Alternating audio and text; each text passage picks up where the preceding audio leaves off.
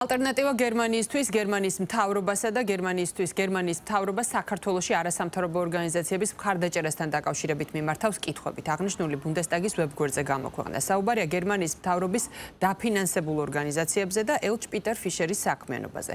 პარტიის წევრები ასევე ინტერესდებიან, რომელი არასამთავრობოები იყვნენ დაახლოებული მთავრობასთან და რომელი ოპოზიციასთან, რა დონეზე მონაწილეობს გერმანიის საელჩო და გერმანიის ელჩი აღნიშნულ თანამშრომლობაში. ამ განცხადებას, რომელიც უკვე გამოქვეყნებულია ოფიციალურად, ეხმაურებიან პოლიტიკოსები თბილისში.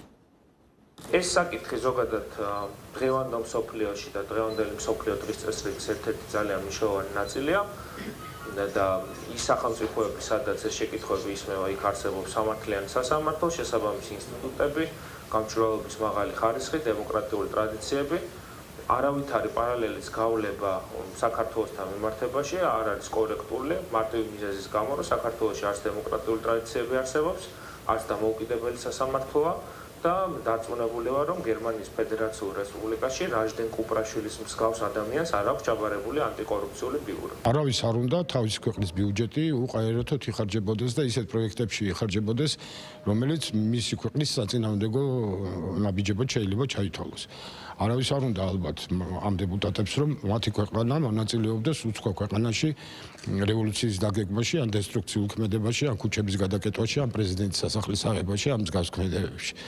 ამიტომ, რა თქმა უნდა, ისინი პირველ რიგში გამოიკვლევენ იმას, ეს გერმანიის გადასახლების გადახდელთა ფული რამდენად იხარჯებოდა დემოკრატიის განვითარებისათვის საქართველოში, თუ ეს უფრო შრომელ მიზნებს ხმარდებოდა. როდესაც დაინტერესდება ნებისმიერი მიუკერძოებელი ადამიანი, პოლიტიკოსი იქნება თუ ნებისმიერი სხვა დაინტერესებული მხარე, კარგად ნახავს, რომ საკმაოდ საეჭვო ვითარებაში და საეჭვო პროექტებში იდებოდა კეთილშობილური თანხები, რომელიც თავის შინაარსით კეთილშობილური უნდა ყოფილიყო. იმის ფონზე, რომ გერმანიის ელჩის მიმართ საკუთარი ქვეყნიდან გაუჩნდათ კითხვები მის საქმიანობასთან დაკავშირებით, ახლა უკვე ალბათ ლოგიკურია, რომ საქართველოში გერმანიიდან წამოსული დაფინანსება მოიკითხონ და რა თქმა უნდა, იმ კითხვებზე პასუხი, რომელიც სამწუხაროდ ჩვენ ვერ გავიგეთ, საკუთარ ქვეყანაში, საკუთარ მოქალაქეებს და საკუთარ ოპოზიციას მაინც გასცენ.